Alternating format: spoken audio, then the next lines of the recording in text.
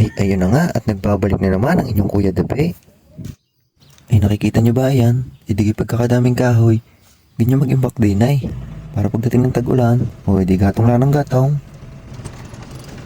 Ngayong araw nga pala ay mangangahoy kami ng aking ama.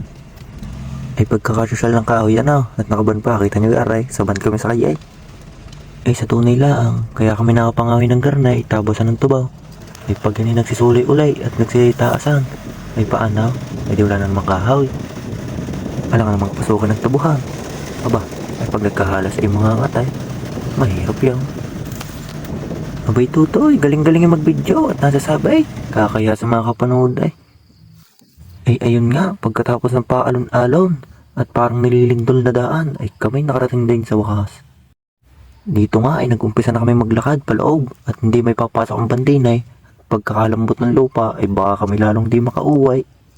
Ay iyon at pagdating agad din ay sa loob ng gubat ay agad na nagsimula na ng pagkuha ng kahoy. Bay ako'y nanonood laang diyan at iisang aming gulaw ako'y tagahakot lamang. At nung makaipon nga ang aking ama ng aking hahakutin, abay ako'y nagpunta na doon sa may sulok, sa may patutaw at ako'y kumuha ng aking panali. Yan nga pala mga baging na yan, yung aking tinatalay pag ako'y nagbubuhat. Pag yung madamay ng aking hinahakaw. Aron namang baging na rin matibay. Depende na lang sa inyo kung paano nyo gagamitin. E pag sa baka nyo gagamitin, sa umagay baka wala na iyan. E di ni nga at inong umpisahan ko ng patasin isa-isa. Para nga mahakot ko na. Abay naalala ko nung kami bata. Kaming tatlo magkakapatid. Kami pa yabangan. Alam niyo kung bakit? Naku po, kung malalaman nyo laang. Kada hakot namin, padamihan kami ng dala. Abay kung sino pinakamadamay, di siyang pinakamalakas. Ayun nga laang, pagdating ng hapon o kaya gabay, hindi magpapatulaw. Sadya naman kasat sa katawan ay, parang binugbog. Ay iba-iba naon at ang banding ipayabangan lamang.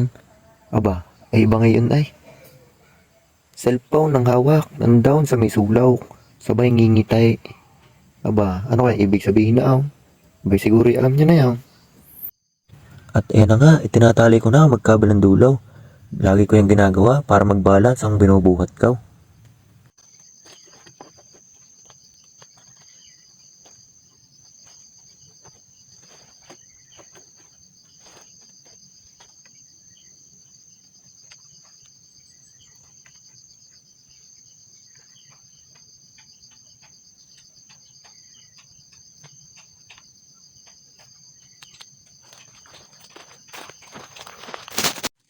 Pagkatapos ko ang itali, agad ko na itong hinakot. Doon nga pala ito dadalhin sa may likod ng van para mamaya ikakarga na lang.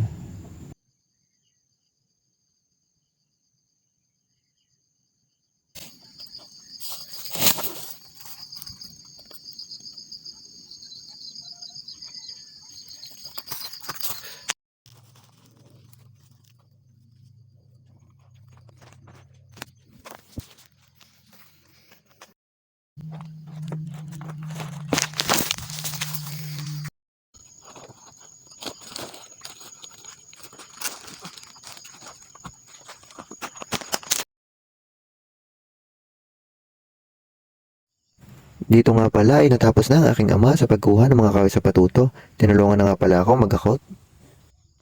Iyon, butit ako'y nandini pa. Iyan, nakalimutan ng cellphone. Siguro dala na ng pagod.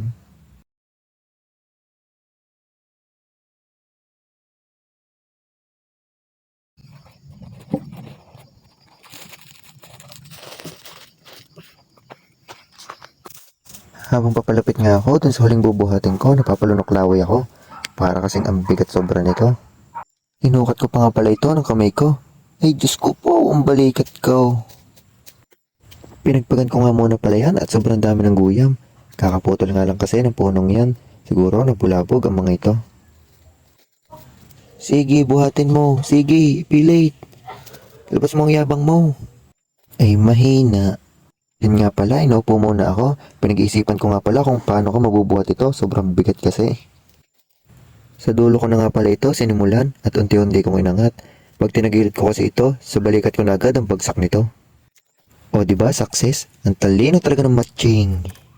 Inisa-isa na nga pala itong ipatas ng aking ama sa loob ng van para makauwi na kami. Nang matapos nga ikarga lahat, ito na at pauwi na kami. Nabiyahe na ulit kami papunta sa amin. Yun nga pala ang itsura ng mga ikinarga na nasa loob ng van. O diba ang dami? Muwari kay iyak mamaya ang van sa akin eh.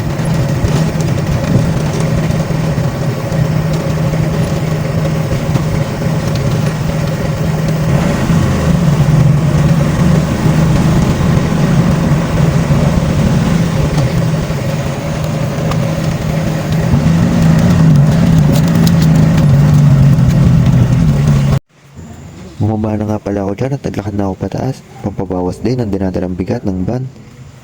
Naawa na kasi ako at payagak na. Ito, pakinggan nyo.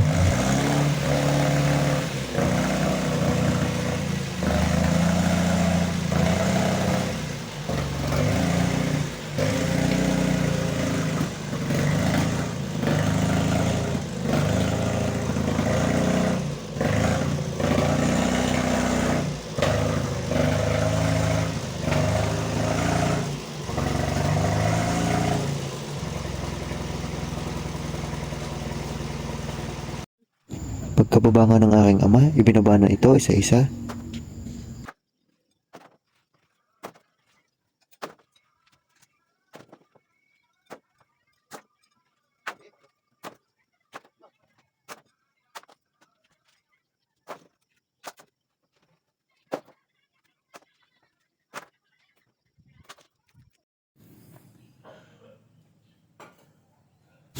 Ay, ayan, kita nyo gayan, di kayo pagkakadamay. Parang may baysanong dadating eh. Yun mo gayon, baysanon nga o pista. Parang parehas lamang eh. Siya, ang ganda yun nilalaang. Bye-bye.